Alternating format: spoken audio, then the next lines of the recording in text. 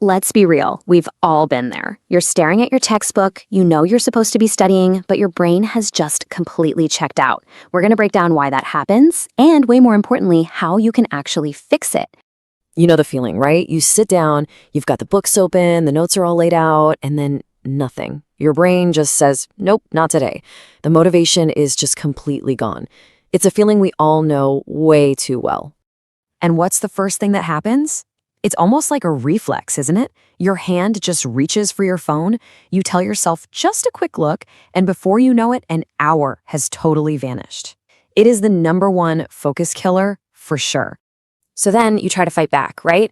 You pull up a motivational video, you get that jolt of energy, you feel like you could conquer anything. And then what, 5 minutes later? Poof, that feeling is completely gone, and you are right back where you started. Okay, so if those quick fixes are just, well, temporary, what's the real solution? How do you build motivation that actually sticks around? Well, the ideas we're going to dig into offer a pretty powerful path forward, and it all starts with understanding what's truly at stake. The first big idea is all about reframing this moment. This isn't just about getting through one test or one assignment. This is about a critical fork in the road of your entire life. And what's really interesting is the focus on this specific age range, 14 to 25. The whole point is that the habits you build and the effort you put in right now, well, that can literally set the course for the rest of your future. And just look at the 2 paths this lays out. We're not talking about small little changes here. It's a choice between 2 totally different futures, one that could be full of regret or one where you're set up to win. The choice is really that dramatic. So this all boils down to one single crucial question you have to ask yourself, and you got to be honest. What do you actually want? Where do you really see yourself? Because just kind of passively waiting for an answer, that's not a plan. And that brings us to the single biggest thing standing in your way, that super comforting but super dangerous lie that we all tell ourselves about tomorrow. Ah, the classic, right? Today's a bust, it's a write-off. But tomorrow? Oh, tomorrow is going to be different. And then tomorrow just doesn't feel like a clean enough slate. No, you need a real fresh start. So you push it to Monday. New week, new me. And hey, if Monday doesn't pan out, there is always the first of next month. We are absolute pros at finding new starting lines. Anything to push the actual work just a little bit further away. So this leads to a really blunt question, and it's meant to break the cycle. Where does it stop? Are you just going to keep postponing your goals, your life, your potential, until there's no time left? Whoa, okay, I know that's an intense thought. But the whole point is to wake you up, not to paralyze you. Because the solution, the way to actually break this cycle, is surprisingly small. Forget studying for 2 hours, that sounds awful and overwhelming. The goal is to study for just 2 minutes. Seriously, that's it. Win that tiny little battle. Because that small feeling of victory, that feeling of, hey, I actually did it, that creates the momentum that can carry you for way, way longer.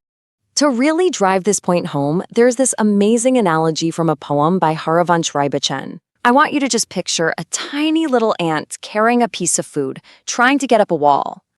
That ant doesn't just march right up on the first try. No way. It slips, it falls, it struggles. The journey is full of setbacks, and guess what? Yours will be too. Getting distracted is just part of the process. This right here is the mindset shift you have to make. A failure, like getting sidetracked after 10 minutes, it's not some final judgment on who you are. It's just a challenge. It's just information telling you where you came up short so you can try a better strategy next time. But look, even with the best strategy in the world, you still need fuel. Those tiny little steps are great, but to keep taking them, you need a big reason pushing you forward. This is all about finding your why. I absolutely love this metaphor.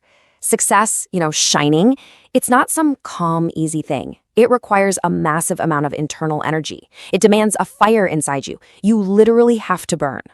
So what's your fuel? You have to find that one reason that will force you to sit down and do the work. Is it for your own self-worth, just to prove to yourself that you can? Is it to prove all those doubters wrong? Or is it for your parents? And for so many of us, this is the most powerful motivator there is. Just take a second and really think about your parents, or whoever raised you. Think about their hopes, their dreams for you, all the sacrifices they've made. They have invested their entire lives in your future. Can you really not invest a few hours of focused study for them? So, you've got the strategy, that small, victorious first step. You've got the fuel, your burning why. The very last piece of the puzzle is just pure, unwavering belief. This is such a cool command. It's basically saying, look, even if you don't 100% believe in yourself right now, just borrow my belief. Act as if your success is an undeniable fact, because sometimes that act of faith is what turns potential into reality. And so, we're going to end on this final, powerful idea. This isn't a maybe. It's not a hope. It is a promise. Believe this. You will become a very successful person. You will achieve great things. Now go start today.